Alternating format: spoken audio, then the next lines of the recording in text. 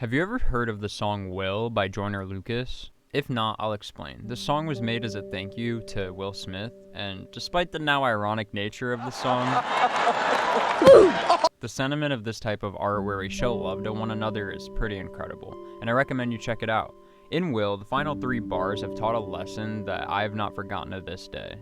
Ain't nothing worse than losing your hero and couldn't say bye. And we never know just when it's our time, and legends are gone and we don't know why. So before they go, look, here go a toast, so give them a rose while they still alive. That's powerful. Appreciating people before it might be too late. We're always so quick to criticize things, be hateful, and pick apart the things we dislike. Instead, we should show more appreciation for the things and those we love, and that's the approach I take to making videos. I know, criticism is 100% needed. I agree. I just think we rarely appreciate the good stuff we have, let alone thank the authors or creators for making it. Give them their rose, per se. You never know when it might just be too late to do so. I myself have been guilty of this, but have been learning, and that's what this video is going to be about. My inspirations on YouTube and the lessons they taught me. And who better to teach those lessons early on than Stampy Longnose? Hello, this is Stampy, and welcome to a Minecraft Let's Play video, and another video inside of Stampy's lovely world. Stampy is a name that might ring the nostalgia bells for some of you. Amassing over 10 million subscribers, Stampy lives in the hearts of many, with great memories of a time when everything was okay, when everything was fun. You know, that's actually the reason why he started off doing YouTube in the first place. Making skits and funny IRL videos with his friends, his only ever motive for doing YouTube was from the enjoyment that came with making videos. Not once was it ever about the money. This is something that's common with YouTubers of my childhood, people like Jacksepticeye even. Although he knew it was possible to do YouTube for a living, he just did it because that's what was truly motivating for him. Jack and Stampy find common ground as they both have had extensive Let's Play careers. Maybe there's no beating that formula. Anyways, Stampy would teach those around the world how to have fun, use their imagination, and be a kid. He knows this, and that's why he doesn't get mad when people say they used to watch him all the time, or it's so nostalgic coming back but not the same. Well, I'll let him speak for himself. So, the reason I'm making this video is basically because recently I've been getting an overwhelming amount of really lovely messages from people saying about how they grew up watching my videos or as a big part of their childhood, and it's too many for me to reply to them all individually, so I just thought I'd do one video where I can just say that if you have been one of those people, I've heard you, I appreciate what you're saying, and I thank you. I know that some people kind of come back and say, oh, it's not the same, or, you know, lovely world isn't what it used to be, but I promise you have changed more than I have. And that's okay. You're probably never going to get the same amount of enjoyment as you used to, but you can still kind of have the fond memories like I have of all of the things that I watched when I was growing up. So yeah, if you have been one of those people doing lovely comments, thank you for being lovely, and I'll see you later. Bye. This is the very first lesson I learned, that above all, content creation should be fun, and Stamp showed that doing it alongside your friends and sharing those moments with those closest to you, that's what counts. And throughout his lovely World Series, many friends would join, one of which being my favorite childhood YouTuber. I'm of course talking about the legendary iBallisticSquid. Hello everybody, and welcome back to Squid Slippery Sky Island Challenge, and look at this place! We've got the brand new texture pack, and it looks absolutely crazy. So you may have noticed that the audio quality of my mic changed in between those last couple of lines, so I just wanted to pop in and say that you aren't going crazy. I did get a new mic while working on this video, and so that's why it took so long to come out. Either way, if you're still here, thank you, and let's move on. Squid would adopt Stampy's episodic friend-focused adventure-based videos and would push the envelope with his breakout series Sky Island Challenge. He also did a bunch of modded series that fell under the umbrella category of Squid's Got Mods, these series being so timeless I continuously rewatch them, wishing for them to come back. Series like Race to the Moon and its sequel Mission to Mars, as well as his first Pixelmon Let's Play.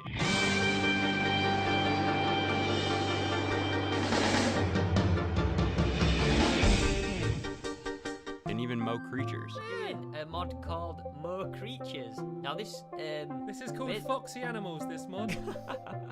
Now, if you used to watch all these, I bet you just got a blast from the past, and I hope you go rewatch them and enjoy them. But when you do, pay attention to how each series expanded on that formula I just mentioned. Stampy's Lovely World started off as a normal Minecraft Let's Play, but evolved to feel alive and animated. Rich with characters and lore, it became like a TV series for us to binge, thus actually investing us in its world. Squid saw the potential in that and showed there was room for growth.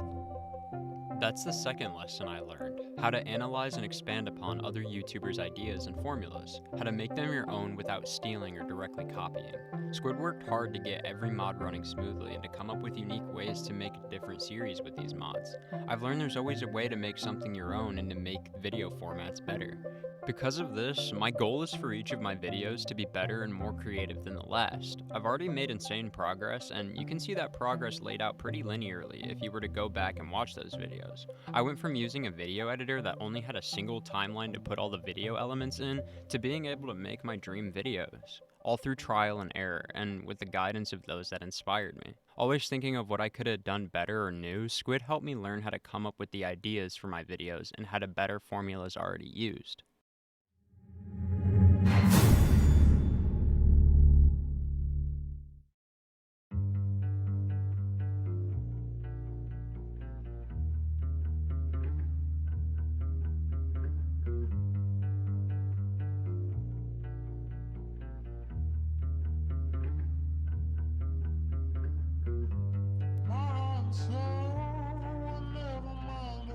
Now, the first two YouTubers taught me how to have fun and be creative, but this next YouTuber reminded me that sometimes life won't always be fun, but that it's okay.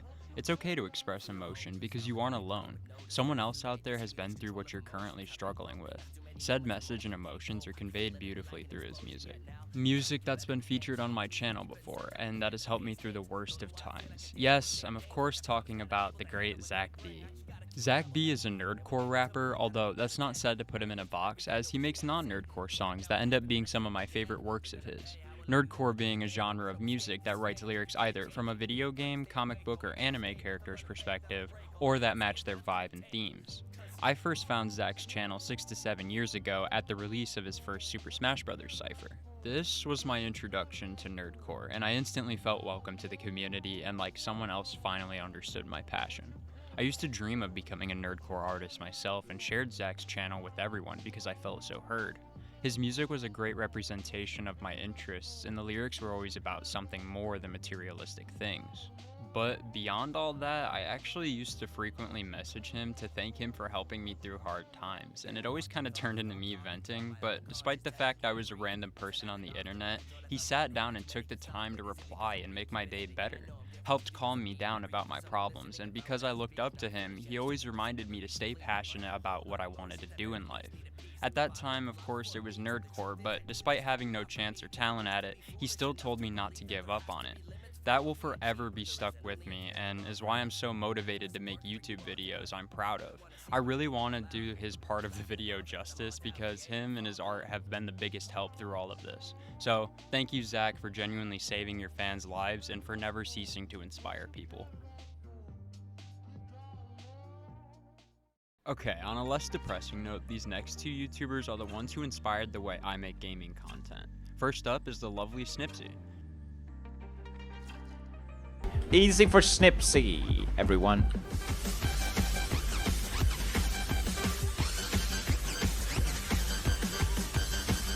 Easy for Snipzy.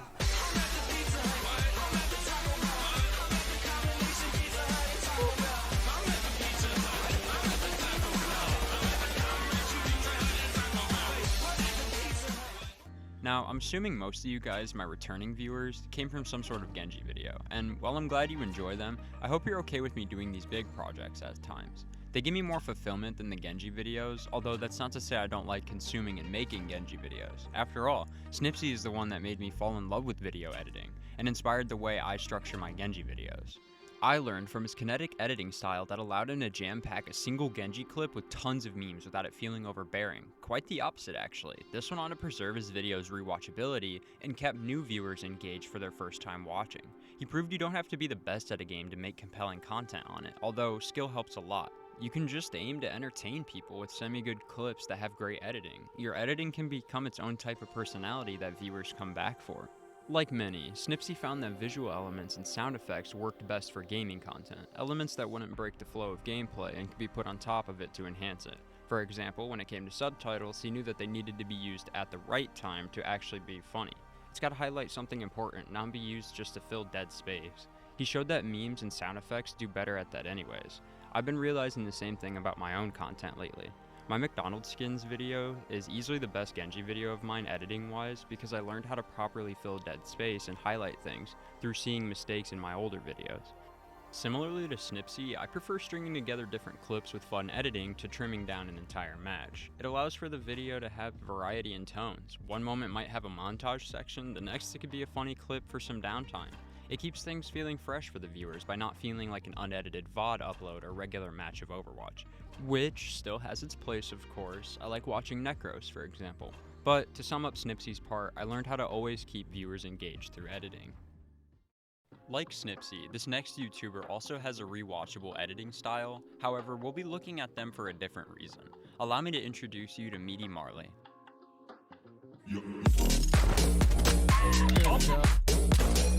Just give me an ace. First round with a black ice every 5. Give me. I'm dying. I'm dying. Last round, boys. And we've aced with it. The power of the black ice is flowing through me. His editing style is one among many qualities that I love about his channel, but the main one I want to talk about is the hardest to master. Somehow his gameplay is so compelling that it makes you want to download the game and try it yourself. He's got great game sense and the aim to keep up with it, so pair that with an energetic personality like his and you've got yourself quite the attractive gameplay. Even his friends always say it's fun watching him play. Sometimes you see things in this game that are just like, you'll never see. No! Wait, did you just do that to him? You've broken him! His body wouldn't even disappear, mate. You've actually broken it. Huh. I told you I showed how to properly aim. That was one of the most insane things you've ever done in this game. Hell, I think he even knows this himself. I mean, just look at some of his titles. Which, additionally, his titles and thumbnails are another quality of his channel I love. They're great examples to analyze if you need to learn how to master YouTube SEO. They're simple, easy to rinse and repeat, and efficiently convey to the viewer that the video they're going to be clicking on is a Rainbow Six Siege video with meme editing. However, that's not the only thing that you'd be coming to his videos for. Most of the time, the comedic bits are coming from his two friends he frequently plays with, Lieutenant Custard and Big Boy Dom. I hit him! Wow. I've actually hit him! Oh my god. I loved how their trio is the center of attention. They're determined not to let Marley's good gameplay drown them out. It also helps that the only time his subtitles are used are during the funniest parts, like we mentioned with Snipzy. I've had some of the hardest laughs from just the banter between the guys alone. That style is heavily reflected through my videos as I play with a group of recurring friends. And other than Brady, who just plays, we all make content with each other because that's what makes it truly fun. So thanks Marley for teaching me to aim to have attracting gameplay and to grow alongside my friends. And last but most certainly not least, we have the inspiring HiTopFilms. HiTop, or Alex, is the main reason I'm ultimately able to make content for you guys, so I'm gonna be sure to give him the time he deserves. If you don't know, HiTop makes poetic, empathy-driven storytelling videos where he gives you his thoughts on how a piece of media makes him feel. He writes from the heart, as stated from him in his Q&A streams, and truthfully, I do the same. I didn't go to film school like most that analyze or critique movies, so I don't feel qualified to tell you what's right or wrong about a piece of media. I just consume a lot of media, so instead, I can tell you the emotions I feel and the patterns I notice while watching. I always try to have empathy for people and characters and try to learn lessons from their experiences and their uniqueness. Put yourself inside their shoes, and if open-minded enough, you may learn a lot. And that's what he did in the video that introduced me to his channel, Mark Webb's Kind of Amazing Spider-Man. Seeing you make a video validating TASM when it seemed everyone else hated it was the coolest thing. It felt like the Save the Cat moment from the movie. You put into words what I felt when watching TASM and made me feel that wave of emotion all over again. You pointed out how Mark Webb's filmmaking was vulnerable, human, real, honest. What's most important to Mark are the moments of two people talking, and we shared that common trait of wanting those qualities in a movie, rather than the, how would he say it, AAA cape shit. I love and enjoy spectacle, and TASM movies do spectacle the best out of the live-action Spideys, in my opinion. But I think it should never come at the cost of emotion. And I think that's where Alex's hatred of studios came from. We always give so much emotion and validity to these characters when they're on the page, when they're in our heads, or when we're pretending to be them. We just want those characters to have the same emotional weight when on the big screen. The same care and attention to detail that the original author of the comic once gave it. However, he went on to make his own art, his own films, and learned that his problem lied not with the creatives passionately working their asses off, but in the studio that takes away creative liberties from the team, and takes away the validity from the characters. He grew and shared that growth online, allowing many others to go through the same journey and make their own realizations. And I realized I just want to talk about the good I see in things, and make empathy-driven content. And there's nothing wrong with that. HiTop is often the butt of jokes for making such vulnerable content. I don't really see what the problem is with different channels existing that talk about different things. You know, I thought that was kind of the whole point of YouTube, to upload what's unique to you. It allows people to build the type of audiences they want. But anyways, there's one last thing I want to talk about for HiTop. His most recent work as of making this video, James Gunn DC Universe, is one of the ones that I hold the dearest to my heart. There's a segment in this video where he's captured the exact magic of childhood, along with the desperation of never getting it back, always striving to dream as effortlessly as you once did. I've been trying to do almost the exact same thing in this project for about 3 months now, and if you read the description, you saw that I also tried to condense my feelings of my childhood into this video, and kind of put you into the headspace I was in as a kid. That lack of weight and worry. Although, while HiTop grew up on movies, I grew up on and consumed mostly YouTube. But that's okay, I don't want to make the same videos as him. Like I said with past lessons in this video, I want to do my own style of content that revolves around my interests. However, it's incredibly inspiring to see him make a video conveying the emotions of his childhood so efficiently. It proves that making a video of that caliber is not only possible, but that it'll work out all when given a little time and a little passion. It gave me a reason to keep creating, gave me a new dream. It gave me a reason to finally have hope. Thank you, Alex. If it weren't for stumbling upon your channel last year, I would have never gotten my creative push. I literally didn't know what type of videos I wanted to make outside of the Genji ones. All I knew was I wanted to be a creator because it was so fun to do. But lately I was able to grow myself and make my dream Death Note video and this one. So I appreciate you sharing your journey with us all. So, why did you just learn all these lessons? How do they apply to this video? Well, I'm glad you asked. These lessons actually work as my outline for every video. They're the framework I use to structure all content on my channel. So, let's quickly go over how each of these lessons relate to my different styles of content. For starters, Stampy's lesson is the very first thing I consider when I'm going to make a video. Do I find making this video fun? ZachBoucher's lesson even works as an extension of that. Is this video about a topic that I'm passionate about? If I don't have an attachment to my project or find working on it fun, why would I put effort into it? The real answer is, I wouldn't. And I only want to give you guys quality, so I only make the content that I personally would like to watch. That's been my mindset from the very beginning. Sure, you might have to make what's accessible to you first, but Squid taught me to always inject more creativity into the project and to eventually try my best to expand on my own ideas. It's fine to have recurring series, but your goal should be to try to push yourself to your creative limits and trying to one-up your old content. To help with said expansion, I look to Snipzy, Marley, and HiTop for inspiration. When it comes to gaming content, Snipzy showed me how to up my editing game by having higher quantity of edits and better flow between them. Not too many to be overbearing, but just enough so that viewers won't get bored. Marley's editing is comparable in quality, but the main takeaway I got from his channel was that good gaming content should make the viewer want to play the game themselves. After all, his content was what convinced me to get a PC to play Rainbow Six Siege, so I aim to have gameplay as fun as Marley someday. Lastly, HiTop.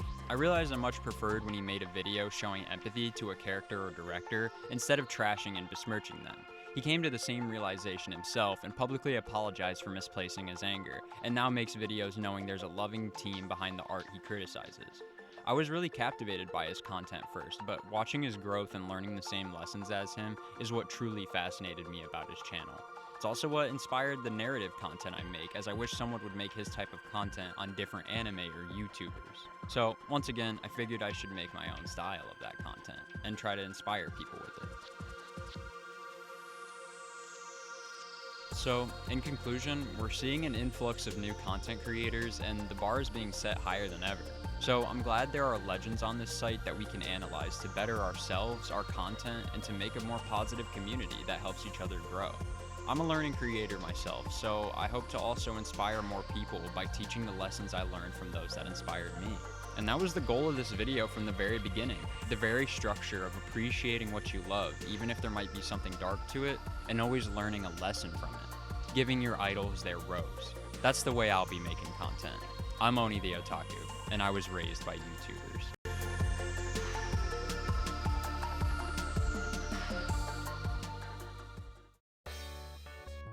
Holy crap, thank you all so much for watching if you did watch all the way through. Once again, if you were mentioned in this video and are actually watching it, thank you so much for the help and escapism you provided for me in times of need.